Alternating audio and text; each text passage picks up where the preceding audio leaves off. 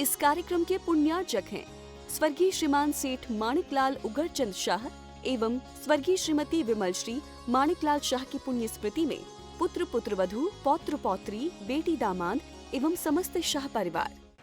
ओम नमः सिद्धाय नमो हरिहंताणं नमो सिद्धाणं नमो आयरियाणं नमो अजायाणं नमो लोय सवसाहुणं। पंच परमेष्टि भगवान की परम पूज्य आचार्य भगवंत गुरुवर विशुद्ध सागर जी मुनि महाराज जी की, परम पूज्य मुनि श्री सुप्रभ सागर जी महाराज जी की, 3,9 करोड़ मुनिराजों की पर्वराज परिवेषण की है पावन बेला और आत्मधर्म की प्राप्ति का वह पावन पर्व 10 लक्षण पर्व। और इस परिवेषण पर्व में हम अपनी आत्मा को जो परमात्मा बनाने का पुरुषार्थ कर रहे हैं, उस परमात्मा बनने के मार्ग को प्राप्त करने का पुरुषार्थ कर रहे हैं, वह मात्र और मात्र निर्विकल्पता में ही प्राप्त हो सकता है। क्योंकि आत्मा का वास्तविक स्वरूप, आत्मा का वास्तविक सुख उस निर्विकल्प अवस्था में ही संभव है और उसके लिए आवश्यक है अपने मन में उठते हुए उन विकल्पों को समीचीनता प्रदान करना। क्योंकि विकल्प यदि समीचीन है और उस समीचीन विकल्प का जब हमें सम्यक समाधान किसी निर्ग्रंथ गुरु से प्राप्त हो जाता है तो निश्चित ही वह हमारे कल्याण का मार्ग खोल देता है। ऐसे आत्म कल्याण की प्राप्ति का वह एकमात्र कार्यकारी उपाय समीचीन विकल्पों का सम्यक समाधान, जो कि हम सभी प्रतिदिन आगम के परिप्रेक्ष्य में परम पूज्य आचार्य भगवंत गुरुवर विशुद्ध सागर जी महाराज के मंगल सुभाषित से, उन्हीं के सहयोग से परम पूज्य मुनि श्री सुप्रभ सागर जी महाराज के मुखारविंद से प्राप्त कर रहे हैं। प्रारंभ करते हैं आज का सम्यक समाधान। और आज के पहले विकल्प के लिए राजवांश मध्य प्रदेश से स्वतंत्र कुमार जैन परम पूज्य मुनि श्री सुप्रभ सागर जी महाराज के श्री के चरणों में बारंबार नमोस्तु निवेदित करते हुए अपना समीचीन विकल्प रख रहे हैं कि महाराज जी, अष्ट कर्मों का आश्रव किन कारणों से होता है एवं उनकी निर्जरा हम किन परिणामों से कर सकते हैं। हमारे समीचीन विकल्प का सम्यक समाधान करने की अनुकंपा करें। नमोस्तु महाराज जी, नमोस्तु। ओम नमः सिद्धम। परम पूज्य आचार्य भगवान गुरुवर विशुद्ध सागर जी महाराज के जय। परम पूज्य मुनि श्री सुप्रभ सागर जी महाराज जी की। अष्ट कर्मों के आश्रव के लिए जो नाना परिणाम और नाना कारण बताए, वे आगम के परिप्रेक्ष्य में हमें भिन्न भिन्न प्रकार से समझने की आवश्यकता है। जैसे कर्म की प्रकृति 8 प्रकार से कही गई, उसके स्थिति, अनुभाग, प्रदेश, प्रकृति आदि की अपेक्षा से जो बंध के भेद बताए, उसी प्रकार से जो 8 आश्रव के भी भेद बताए गए, उन 8 आश्रव के प्रकारों ने, यानी 8 कर्मों के उस आश्रव के हेतुओं को 8 विभागों में या 8 प्रकार से आचार्य भगवंतों ने विभाजित किया। जैसे ज्ञानावरणी दर्शनावरणी के लिए आचार्य भगवान ने तत्प्रदोष, निन्नव, मात्सर, अंतराय, साधनोपघाता ऐसा सूत्र देते हुए ज्ञानावरणी दर्शनावरणी कर्म के आश्रव के हेतु को गिनाया। वहीं पर आश्रव उस वेदनी यानी साता असाता के निमित्त से, भिन्न भिन्न कर्मों के निमित्त से आचार्य भगवंतों ने भिन्न भिन्न कारण या परिणाम उद्घाटित किए कर्मों के आश्रयों के निमित्त से। क्योंकि इतना समय वर्तमान में नहीं है कि एक एक कर्मों के आश्रयों के कारण और उनके निर्जरा के कारण समझ सके। सामान्य रूप से कर्मों की निर्जरा के लिए आचार्य भगवान कहते हैं तपसा निर्जरा च, यानी तप करने से कर्मों की निर्जरा होती है। ये निर्जरा के विषय में सामान्य कथन। और कर्मों के आश्रव बंध के लिए, यानी 8 प्रकार के कर्मों के आश्रव बंध के लिए अविरति, प्रमाद, कषाय, योग, मिथ्यात आदि ये जो 5 सामान्य कारण कहे, उनके निमित्त से ही ये 8 कर्मों का आश्रव होता है। यानी मिथ्यात, अविरति, प्रमाद, कषाय, योग ये 5 आश्रव के हेतु कहे गए और तप आदि के माध्यम से उसकी निर्जरा की जा सकती है। यही आगम के परिप्रेक्ष्य में आपके लिए सम्यक समाधान। निखिल जैन विदिशा मध्य प्रदेश से महाराज श्री के चरणों में बारंबार नमोस्तु निवेदित करते हुए अपना समीचीन विकल्प रख रहे हैं कि महाराज जी, हमें जैन कर्म सिद्धांतों को गहराई से समझने के लिए किन किन ग्रंथों का स्वाध्याय करना चाहिए। हमारे समीचीन विकल्प का सम्यक समाधान करते हुए हमारा मार्गदर्शन करने की अनुकंपा करें।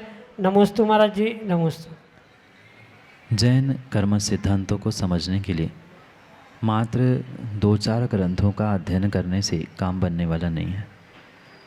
जो करणानियों के रहस्यों को उद्घाटित करने वाले अनेकानेक ग्रंथ कहे, उन ग्रंथों की श्रृंखला में सामान्य रूप से अगर हमें करणानियों को समझना है तो जो नेमिचंद सिद्धांत देव ने कर्मकांड, जीवकांड जैसे ग्रंथों का सृजन किया, ऐसे उस गोमटसार ग्रंथों के साथ साथ लब्धिसार, क्षपणासार, इनको भी पढ़ना आवश्यक होगा। मात्र उतने से भी काम नहीं चलेगा और गहनतम उस विषय में हमें निर्णय करना है तो आगे बढ़ते हुए षटखंडागम, धौलाजी आदि ग्रंथों का भी अध्ययन करते हुए हमें अपने उस करणानियों के यानी कर्म सिद्धांतों के विषय में गहराई से निर्णय करने की आवश्यकता है। ये अवश्य ध्यान रखें कि कोई भी एक ग्रंथ पढ़ने से या चंद ग्रंथों को पढ़ने से कभी भी तत्व का पूर्ण रूप से निर्णय नहीं हो सकता। पूर्ण निर्णय करने के लिए सभी का सार्वभौमिक ज्ञान होना परम आवश्यक। जब तक सार्वभौमिक ज्ञान नहीं होगा तब तक किसी भी प्रकार से वह करणानियोग ही क्या अन्य भी किसी अनुयोग का निर्णय नहीं हो सकता। और कर्म सिद्धांतों के ज्ञान के साथ साथ अन्य भी अनुयोगों का कुछ कुछ अंशों में ज्ञान होना आवश्यक है। अगर तीनों अन्य अनुयोगों का थोड़ा सा भी ज्ञान नहीं है या मात्र करणानुयोग का ही ज्ञान सर्वथा मानते रहेंगे तो कहीं न कहीं एकांत पक्ष में पहुंचने की संभावना हो सकती है। इसलिए कर्म सिद्धांतों के निर्णय के साथ साथ पूर्ण रूप से अन्य भी आगम ग्रंथों का कुछ अंशों में ज्ञान होना आवश्यक है। उसमें से करणानियों के यानी कर्म सिद्धांतों के चंद ग्रंथों के नाम बताए। इसके अलावा भी जैसा विषय वस्तु को समझने का आपका निर्णय होगा उतनी गहराई से उन अनुयोग, उन ग्रंथों को हमें समझने की आवश्यकता होगी। यही आपके लिए सम्यक समाधान। श्रीमती विनीता जैन विदिशा मध्य प्रदेश से महाराज श्री के चरणों में बारंबार नमोस्तु निवेदित करते हुए अपना विकल्प रख रहे हैं कि महाराज जी, समय का अभाव होने पर एक मंदिर में बैठकर के 15 मिनट पूजन करना श्रेष्ठ है या उसी 15 मिनट में गाड़ी द्वारा अभिषेक देखना, गुरु के दर्शन करना श्रेष्ठ है, जबकि गाड़ी से जीवों की हिंसा होती है। हमारे समीचीन विकल्प का सम्यक समाधान करने की अनुकंपा करें। नमोस्तु महाराज जी, नमोस्तु। श्रावकों के लिए जो 6 आवश्यक बताए उन 6 आवश्यकों को उनको यथाक्रम यथासंभव पूर्ण करना आवश्यक ही कहा जाता है। उसमें ये विकल्प करने की आवश्यकता नहीं है कि ऐसा पूजन अभिषेक करने के लिए हमें गाड़ी से जाना पड़ता है या अन्य किसी कार्यों के लिए गुरु के दर्शन करने के लिए जाना पड़ता है। तो ये कहीं न कहीं आपके मन की भ्रांति है। आप श्रावक हैं, अभी निर्ग्रंथ मुनिराज नहीं बने। अगर सूक्ष्मता से देखें तो कहीं न कहीं वह श्रावक अपने उस षड आवश्यकों के निमित्त से पूर्ण रूप से पापों का त्याग करने वाला हो ही नहीं सकता। कहीं न कहीं उसके पास विरोधी, उद्योगी और आरंभी हिंसा होती ही होती है। अंतर इतना है, वह संकल्पी हिंसा का त्यागी तो होता है। इसलिए संकल्पी हिंसा का त्याग करते हुए आप आवश्यकों की पुष्टि के लिए यानी आवश्यकों की पूर्ति के लिए, आवश्यकों का पालन करने के लिए क्वचित कदाचित कभी गाड़ी या अन्य साधनों का प्रयोग कर रहे हैं तो वह आपको विकल्प करने योग्य नहीं है, क्योंकि आप अभी श्रावक है और श्रावक की उन चर्या को, आवश्यकों को, इन विकल्पों को छोड़ते हुए ही करने की आवश्यकता है। अन्यथा आप पूजा करते समय भी जो द्रव्य धो रहे हैं, प्राशुक कर रहे हैं, उसमें भी कहीं न कहीं आपको हिंसा ही दिखने लग जाएगी। स्पष्ट रूप से आचार्य भगवंतों ने श्रावकों की इन आवश्यकों में ये व्याख्यान किया है कि सावध लेशो बहुपुण्य रासो दोषाय नालम कणिका विशेष। श्रावक है तो कुछ अंशों में उसमें क्रियाओं में दोष तो अवश्य लगेगा ही लगेगा। कुछ आरंभी उद्योगी हिंसा को भी आप प्राप्त करोगे, पर उस उद्योगी आरंभी आदि हिंसा के निमित्त से जो दोष आपको लग रहे हैं उससे बचने के लिए ही ये श्रावकों के लिए पूजा, श्रावकों के लिए दान, गुरु दर्शन, अभिषेक, शांति धारा आदि सब कुछ आवश्यक बताया गया है। उन आवश्यकों का पालन करना ही आपके लिए श्रेष्ठ है। ये श्रावक अवस्था होने से आप ये विकल्प ना करें कि कौन सा कार्य श्रेष्ठ है, अभिषेक करना कि पूजा करना कि दान देना। श्रावकों के लिए ये सभी आवश्यक है और बिना अभिषेक की कोई भी पूजा आगम ग्रंथों में मान्य नहीं है। इसलिए बिना मंदिर गए आप कितना ही प्रमाद से युक्त होते हुए पूजा की बात करें, पर अभिषेक के अभाव में पूजा करना किसी प्रकार से योग्य नहीं है। यही आपके लिए सम्यक समाधान। पंकज कुमार बांडे, वासिम महाराष्ट्र से, अगले समीचीन विकल्प के लिए। नमोस्तु महाराज जी, नमोस्तु नमोस्तु। महाराज जी अब संसार में तो अटक गए, शायद ही इस भव में निकल पाए। वो ज्ञान लेने के लिए ही आपके पास आए हैं, लेकिन संसार में रहते हुए भी क्या ऐसी जीवन पद्धति हो सकती है श्रावक की कि जिससे मन भयभीत ना हो, मन विचलित ना हो, मन संयम पूर्व रह सके? इसके लिए जीवन पद्धति क्या हो? नमोस्तु महाराज। आत्म कल्याण को प्राप्त करने के लिए या संसारातीत होने के लिए नियम से महाव्रतों को धारण करना आवश्यक है। पर माना कि किसी कारणों से, किन्हीं कारणों से महाव्रतों को प्राप्त नहीं कर पा रहे हैं, तो इसका मतलब ये नहीं है कि कोई श्रावक गृहस्थ अवस्था में अपने आत्मा का कल्याण कर ही नहीं सकता। ऐसा किंचित भी नहीं। आत्मा का कल्याण करने के लिए आचार्य भगवंतों ने दो प्रकार के मार्ग बताए हैं। एक साक्षात मोक्ष मार्ग जो महाव्रत रूपी होता है, और एक श्रावकों का जो अणुव्रत रूपी एकदेश मोक्ष मार्ग माना जाता है। क्योंकि पूर्ण पापों का त्याग करते हुए पूर्ण महाव्रतों को श्रावक धारण नहीं करता, पर गृहस्थी में, घर में अटकने के कारण से या घर गृहस्थी बसाने के कारण से वह गृहस्थ बनने के बाद भी अपने आप को व्रती बनाते हुए, अणुव्रती बनाते हुए, प्रतिमाधारी बनाते हुए अपने आत्म कल्याण का मार्ग अवश्य ही खोल सकता है। और जितना जितना वह चारित्र को प्राप्त करेगा, उतना उतना ही वह अपने कसायों को जीतने का प्रयास करेगा। जो भय संज्ञा उसे सता रही है, वह भय संज्ञा से भी वह दूर होने का प्रयास करेगा। और जितना वह भय से, क्रोध, मान, माया, लोभ आदि कसायों से दूर होगा, उतना ही वह जो मन की विचलितता से परेशान है, दुखी है, वह उसकी मन की विचलितता भी नियम से कम होने में पूर्ण रूप से प्रभावशाली कारण बन सकती। इसलिए सबसे श्रेष्ठ बात तो यही है कि अणुव्रति रूपी चारित्र को श्रावक बन के प्राप्त करे। वह भी करना संभव नहीं है तो कम से कम सच्चे देवशास्त्र गुरु पर श्रद्धान करते हुए सम्यक दृष्टि बनने का प्रयास करे और अपने आप को एक ऐसे भय से मुक्त करे कि भले ही इस संसार में मेरे लिए, घर परिवार में, समाज में कोई नहीं है, पर मेरे सच्चे गुरु, मेरे सच्चे भगवान मेरे साथ है। इस विश्वास के साथ आप हर कदम उठाओगे तो कभी भी आपको जीवन में भयभीत होने की आवश्यकता नहीं है। और आप भयभीत नहीं होंगे तो मन की जो बेचैनी है, मन जो आपका विचलित हो रहा है, वह भी अपने आप शांत हो जाएगा। इसलिए कसायों से और भय से दूर होने का प्रयास करे। चाहे चारित्रों को प्राप्त करे और ना कर पाए तो कम से कम सच्चे देवशास्त्र गुरु पर अटल श्रद्धा को प्राप्त करने का प्रयास करे।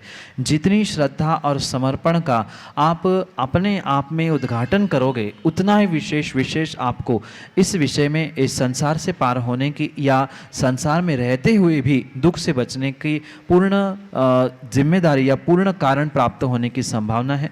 यही आपके लिए सम्यक समाधान। श्रीमती कल्पना जैन, ललितपुर, उत्तर प्रदेश से, अगले समीचीन विकल्प के लिए। नमस्ते गुरुदेव। गुरुदेव, कर्म महान है या प्रभु महान है? गुरुदेव, कर्म महान है या प्रभु महान है? अगर प्रभु महान है तो व्यक्ति को संसार में इतने दुख क्यों भोगने पड़ते हैं? नमस्ते माँ, इस संसार में प्रभु महान है, इसमें किसी भी प्रकार की कोई शंका नहीं है, कोई विकल्प नहीं। पर कर्म भी उससे भी बहुत बड़े महान हैं, क्योंकि कर्मों ने प्रभु को भी नहीं छोड़ा था। जब प्रभु बनने के पूर्व अवस्था में आदिनाथ भगवान को, जो साक्षात बनने वाले इस युग के पहले तीर्थंकर थे, उस पहले युग के तीर्थंकर को जब कर्मों ने नहीं छोड़ा था, तो फिर आप और हम जैसे सामान्य जीवों को कर्म कैसे छोड़ सकते। इसलिए ध्यान रखें, प्रभु कितना भी महान है, कितना भी महान क्यों ना है, पर वे प्रभु तब महान बने जब उन्होंने अपने कर्मों का नाश किया। और हमें भी अपना कल्याण करना है, अपने आप को महान बनाना है, तो नियम से हमें भी अपने भीतर की प्रभुता को प्राप्त करने के लिए कर्मों का नाश करना आवश्यक ही होगा। क्योंकि संसारी अवस्था में जब तक कर्म की सत्ता है तब तक प्रभु नहीं बन सकते, तब तक महान नहीं बन सकते। महान बनने के लिए कर्मों को जीतना जैसा आवश्यक है, ऐसे ही कर्मों को जीतने के लिए प्रभु के पास पहुंचना ये भी आवश्यक है। इसलिए जब तक देवशास्त्र गुरु के पास नहीं पहुंचा जाता, तब तक किसी भी प्रकार से हम प्रभु को प्राप्त किए बिना किसी भी प्रकार से कर्मों की निर्जरा नहीं कर सकते, और कर्मों की निर्जरा नहीं होगी तो किसी भी प्रकार से हम प्रभु नहीं बन सकते। इसलिए नियम से प्रभु कितने ही महान क्यों ना हो, पर हमें कर्मों की निर्जरा करने के लिए, प्रभु बनने के लिए पूर्ण रूप से अपने भीतर के जो कर्म अनादि से हमारे पास है, अनादि से हमारे भीतर लगे हैं, उसको जीतने का पुरुषार्थ करने की आवश्यकता है। क्योंकि प्रभु को भी कर्मों ने कहीं ना कहीं पूर्वावस्था में जकड़ के रखा था। इसलिए भले ही प्रभु कितने ही महान क्यों ना हो, पर कर्म की सत्ता में प्रभु भी कुछ नहीं कर सकते, क्योंकि एक द्रव्य दूसरे द्रव्य का किसी भी प्रकार से करता नहीं होता। जो जैसा करता है उसको वैसा ही भोगना पड़ता है। ये जो कर्म सिद्धांत है, इस कर्म सिद्धांत से भगवान प्रभु तक नहीं बचे थे तो कोई संसारी अन्य जीव बचना संभव ही नहीं हो सकता। इसलिए अवश्य ध्यान रखें कि प्रभु कितने ही महान क्यों ना हो, पर उस प्रभु बनने के लिए कर्मों की जब तक सत्ता है तब तक कुछ भी करना संभव नहीं हो सकता। इसलिए कर्म महान नहीं होने पर भी कर्मों को जीतना, कर्मों को परास्त करना, कर्मों की निर्जरा करना ये परम आवश्यक है। उसके लिए महान देवशास्त्र गुरु, सच्चे देवशास्त्र गुरु के पास पहुंचना ये परम आवश्यक होता है। यही आपके लिए सम्यक समाधान। कल्पना जैन, बैरसिया, मध्य प्रदेश से अगले समीचीन विकल्प के लिए। महाराज जी के चरणों में बारंबार नमोस्तु नमोस्तु नमोस्तु। महाराज जी, हमारी स्त्री पर्याय कैसे छूटे? माँ आचार्य भगवंतों ने जिनागम में उस स्त्री पर्याय के छेद के लिए मात्र और मात्र एक ही साधन बताया है, एक ही कारण बताया है, जिसका नाम है आर्यिका व्रतों को धारण करना। जब तक आर्यिका व्रतों को धारण नहीं किया जाता है तब तक किसी भी प्रकार से इस स्त्री वेद का, स्त्री पर्याय का छेद करना संभव नहीं होता। स्त्री पर्याय का छेद करने के लिए मात्र और मात्र उस आर्या लिंग, जो तीसरा लिंग कुंद भगवान ने कहा है, उसको प्राप्त करना, वो भी पूर्ण रूप से भावों की विशुद्धि के साथ ही तब तक, जब तक वह लिंग या पर्याय प्राप्त नहीं होती तब तक किसी भी प्रकार से स्त्री पर्याय का छेद करना संभव नहीं हो सकता। एक और सामान्य कथन करते हुए आचार्य भगवान ने जरूर कहा है कि वह सची भी भगवान की अनीचा भक्ति करते हुए अपने उस स्त्री पर्याय का छेद करती है, पर वर्तमान में इस मनुष्य पर्याय से स्त्री लिंग का, स्त्री वेद का छेद करने के लिए मात्र और मात्र आर्यिका लिंग को, आर्यिका दीक्षा को धारण करना, वो भी अपेत केतवा यानी मायाचारी से रहित होते हुए शुद्ध परिणामों के साथ, अगर उस व्रतों को, उन दीक्षा को, उस लिंग को आप धारण करते हैं तो नियम से आपके भी उस स्त्री पर्याय को आप छेद करने का पुरुषार्थ कर सकते हैं। और भावों की निर्मलता रही, विशुद्धि की अधिकता रही तो नियम से ही आप उस कर्मों की निर्जरा के साथ अपने स्त्री पर्याय का छेद भी कर सकते हो। यही आपके लिए सम्यक समाधान। श्रीमती शशि जैन, सागर, मध्य प्रदेश से अगले समीचीन विकल्प के लिए। दोनों महाराज जी के लिए नमोस्तु। महाराज श्री कहते हैं कि गोली का मारा बच जाता है पर बोली का माला नहीं, कौआ के कोसने से डोल नहीं मरते। महाराज जी, इसका सत्य कौन सा है? नमोस्तु महाराज जी। माँ, दोनों भी पंक्तियाँ परम सत्य, पर किसका कहाँ पे प्रयोग करना, क्या करना, ये समझने की आवश्यकता है। दोनों पंक्तियों में जो अपेक्षा कही गई है वह बिल्कुल भिन्न भिन्न प्रकार की है। जब निमित्त प्रधान कथन किया जाएगा तब ऐसा ही कहा जाएगा कि गोली का मारा तो बचता है पर बोली का मारा नहीं बचता। ये निमित्त परक कथन होता है। और जब ये कहा जाता है कि कौवों के चिल्लाने से ढोर नहीं मरते, वहाँ उपादान को संभालते हुए उपादान को प्राप्त करने के लिए वहाँ कथन किया जाता है।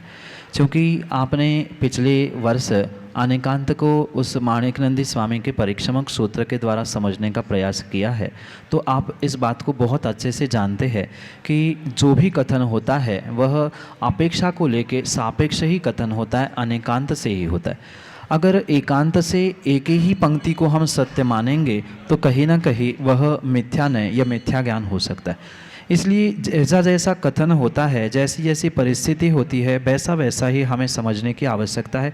जैसी अपेक्षा है वैसा ही कथन वहाँ पर समझने की आवश्यकता है। निमित्त कथन होगा तो पहली पंक्ति सत्य माने और उपादान कथन होगा तो दूसरी पंक्ति सत्य माने। यही आपके लिए सम्यक समझ। राहुल जैन, विदिशा मध्य प्रदेश से, अगले समीचीन विकल्प के लिए। त्रय मुनि राजों के चरणों में बारंबार नमोस्तु। महाराज जी, मेरी शंका है कि मैं और मेरे जैसे अनेकों श्रावक जो गृहस्थी में फंसे हुए हैं और गृहस्थी में रहते हुए हम कैसे समय निकालें कि हम श्रावक अपनी भावी पर्याय का सुधार कर सकें।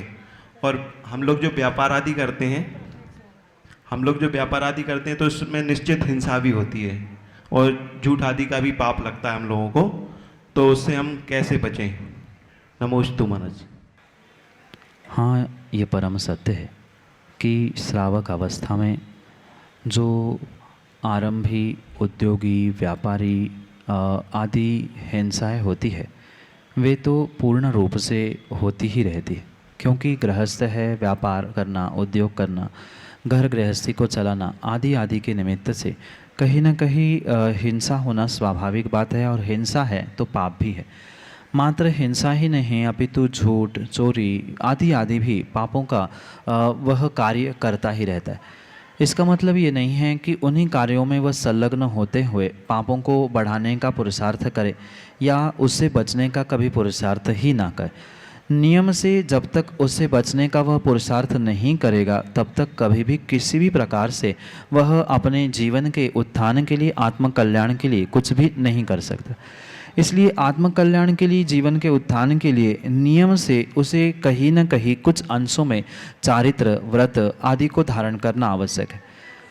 माना कि चारित्र व्रत आदि धारण नहीं कर पा रहे हैं तो कचित कदाचित जो सामान्य रूप से ये कहा जाता है कि कुछ अंशों में नियमों का पालन कर लेना, वह भी आपके लिए पापों के प्रक्षालन के लिए निमित्त हो सकता है। और श्रावकों के लिए तो विशेष रूप से आचार्य भगवंतों ने पापों के प्रक्षालन के लिए दो ही हेतु कहे हैं, दान और पूजा। आप जितनी श्रद्धा पूर्वक, जितने समर्पण के साथ, जितनी अपनी लोभ कषाय का विसर्जन करते हुए दान करेंगे, पूजा करेंगे, उतना ही आपको विशेष विशेष फल भी वहाँ प्राप्त होगा। क्योंकि श्रावक है और श्रावकों के लिए वह पाप, हिंसा आदि सब कुछ ग्राह्य कहा जाने पर भी उससे बचने के लिए भी उपाय अनेक प्रकार से आचार्यों ने बताए हैं। उसमें से मुख्य दो कारण हो सकते हैं, एक तो निर्ग्रंथों को दान देना और साथ में अरिहंत की पूजा कर लेना। ये दोनों साधनों से जीव अपने जीवन में, गृहस्थी में, संसार में लगे हुए पापों का बहुत सहजता से प्रक्षालन कर सकता है। पर ये विशेष ध्यान रखें, इन सभी परिस्थितियों में मात्र शरीर की क्रिया मायने नहीं रखती, कहीं ना कहीं भावों की विशुद्धि भी वहाँ परम आवश्यक होती है। जितनी भावों की विशुद्धि होती है वही आपकी कर्मों के निर्जरा के लिए, जीवन उत्थान के लिए निमित्त बन सकता है। साथ में ये भी ध्यान अवश्य रखें कि कर्मों की निर्जरा के लिए विशेष रूप से तपस्या, चारित्र भी आवश्यक हुआ करता है। जितना चारित्र और जितनी तपस्या आपकी विशेष होगी उतना ही कर्मों की निर्जरा और गृहस्थी में रहते हुए भी आप अपने आत्मकल्याण के मार्ग को प्रशस्त करने की संभावना हो सकती है। यही आपके लिए सम्यक समाधान। आज के लिए इस प्रकार से परम पूज्य मुनि श्री सुप्रभ सागर जी महाराज ने आज के सम्यक समाधान के इस कार्यक्रम में आए हुए समीचीन विकल्पों का आगमोक्त समाधान हम सभी को प्रदान किया।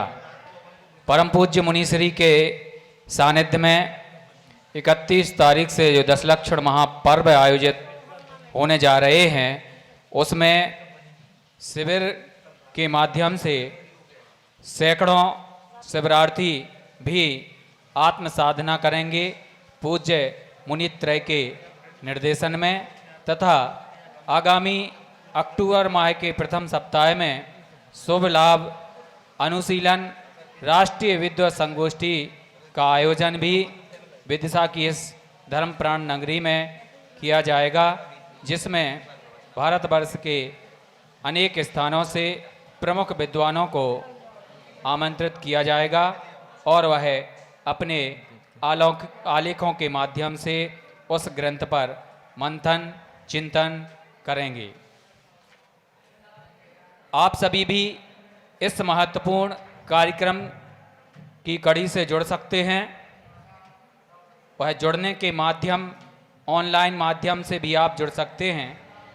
आप हमारे नंबर 8707548811 7415306441 इन नंबरों पर तथा samyak.samadhan@gmail.com इस ईमेल आईडी पर भी आप अपने समीचीन विकल्प हम तक प्रेषित कर सकते हैं। आपसे अनुरोध है कि हमारे सुप्रभ उवाच यूट्यूब चैनल एवं सुप्रभ उवाच फेसबुक पेज को लाइक अवश्य करें, ताकि पूज्य मुनित्रय के सानिध्य में होने वाले प्रभावनामयी आयोजनों की गतिविधियों से निरंतर आप लाभान्वित होते रहें।